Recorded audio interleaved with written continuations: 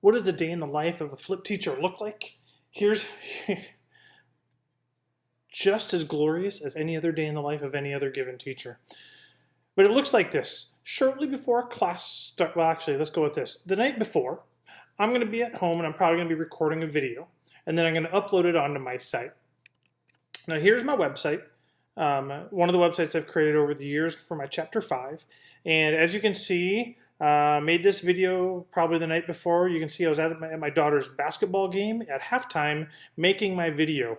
Unfortunately, I captured the one image of myself in a not very flattering way, but hey, it gets the kids' attention is what's going on. So what goes on, and this would be then for the following day. What are the kids doing at night? They're going on to this in Chapter 5, whatever section we're in, and they're going to click play, and they're going to watch my video. Now it's going to load here, and it's going to be me talking on me, but I'm going to close that because we don't need to see that. While they're doing this, they're taking notes. They're taking notes about the same questions that they have for every single video. They have to do their last name and their video name. They have to explain what's going on in their own words. It says, what is one question that you have about this lesson? In this section, every kid has a question. And sometimes you're going to get those kids that you expect to get the great questions from.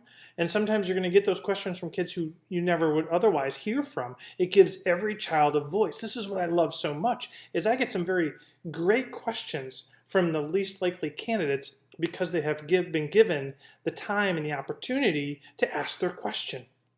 And then lastly, there are many times in my videos that I'll leave a problem incomplete and ask them to finish it, because that's their little quick practice. And it's usually pretty simple, just finishing out some computation, or ask them to think, can you think of a real life situation? Like, give me for example in your own life of when you maybe have seen something like this. And maybe the answer is never, but at least they're thinking about what that is for that last component. They finish and they have to then submit. And if you'll notice, every field is required. So if they don't type something in, it's going to kick them back and say, no, you got to finish out the form. This is homework. Can kids still cheat on homework? Yes. However, in this case, this will show up the next day. So they will look at this. They will submit those.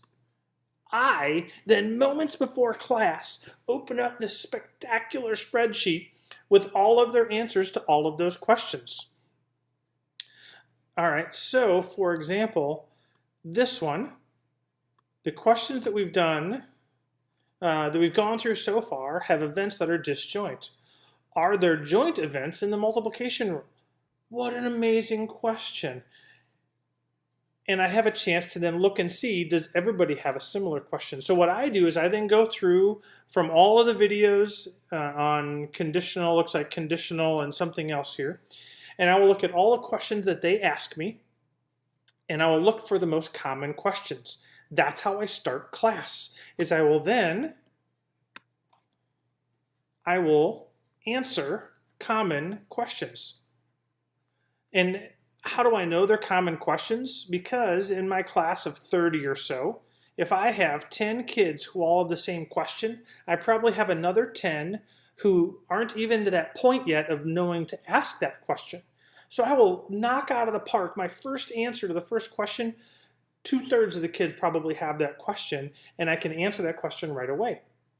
I then might answer one of the more obscure questions, maybe a next step question, something to get everybody thinking about working on the problems that day. But this will take me 5 minutes, and then maybe 10 if it's an elaborated question or questions, and then they start working on the problem sets. And in a typical 50-minute class, that gives them 45 minutes to work on the problem sets. 45 minutes is an enormous amount of time.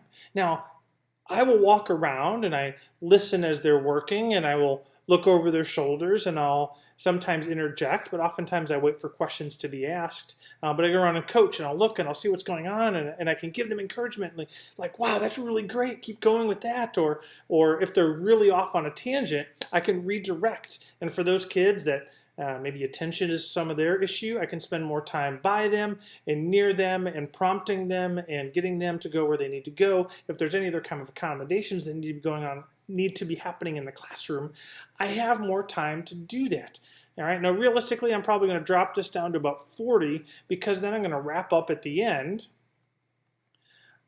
And that wrap up will probably include answers to common questions that they encountered that day while working on problem sets. And then the encouragement saying, don't forget, watch your video tonight and submit your form before coming to class tomorrow.